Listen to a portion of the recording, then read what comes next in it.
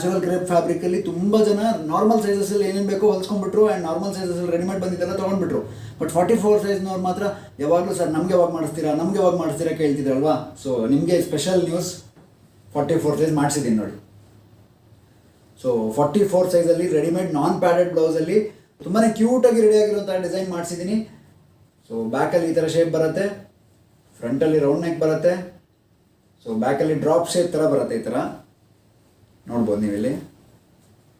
So ಈ ಥರ drop shape ಥರ ಬರುತ್ತೆ ಆ್ಯಂಡ್ ಒಳಗಡೆ ಮಾರ್ಜಿನ್ ಕೂಡ ಪ್ರೊವೈಡ್ ಮಾಡಿದ್ದೀನಿ. ಅಪ್ ಟು 48 ತನಕ ಹಾಕೋಬೋದು ನೀವು ಈ ಬ್ಲೌಸ್ನ.